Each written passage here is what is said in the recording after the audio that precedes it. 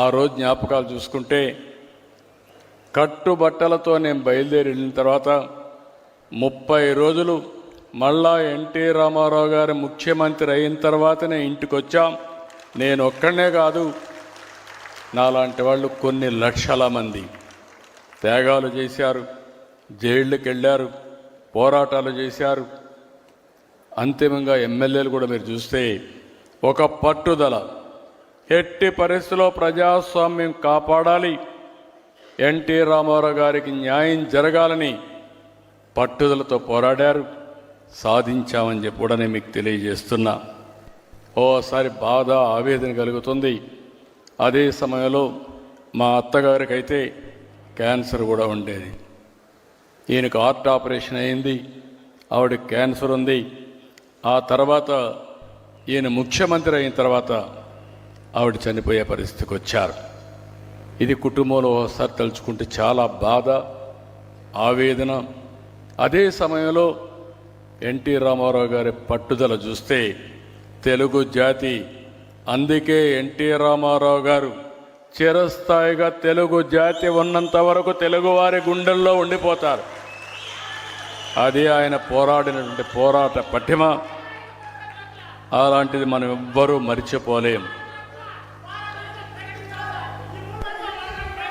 తప్పకుండా మన ప్రయత్నాలు మనం చేస్తూనే ఉంటాం. ఈ దేశంలో భారతరత్న ఎన్టీ రామారావు గారికి ఇవ్వాలని అనునిత్యం పోరాడుతా వచ్చే వరకు, సాధించే వరకు ఈ పోరాటం ఆగదని మరొకసారి మీ అందరికీ విజ్ఞప్తి చేస్తున్నా. అందుకే తమ్ముళ్ళు ఎన్ని గుర్తుపెట్టుకుంటే డెఫినెట్గా మనం అది ఈ రోజా రేపా ఎల్లుండా తప్పకుండా ఎన్టీ రామారావు గారికి భారతరత్న వస్తుంది.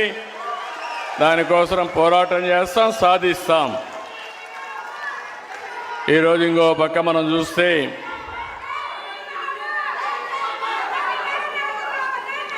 ఈరోజు మనందరం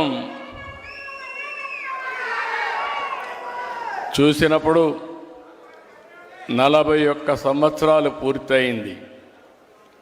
ఈరోజు ఈ పుస్తకాన్ని భావి తరాలకు అందజేసినటువంటి జనార్దన్ గారిని, అదే మాదిరిగా విక్రమ్ గారిని, ఇక్కడుండే ఆ కమిటీ అందరిని కూడా మనస్ఫూర్తిగా అభినందిస్తున్నా.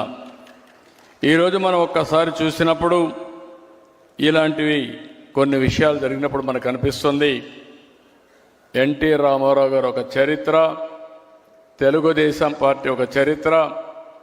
ఎన్టీఆర్ ఆశయాలు శాశ్వతంగా ఉంటాయి.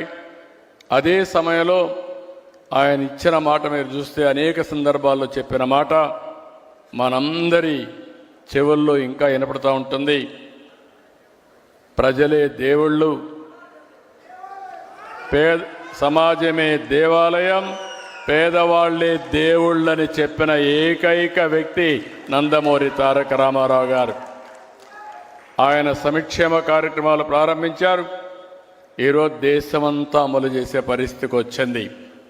ఆయన నదుల అనుసంధానానికి శ్రీకారం చుట్టారు. ఈరోజు దేశం మొత్తం నదుల అనుసంధానం జరిగే పరిస్థితి వచ్చింది.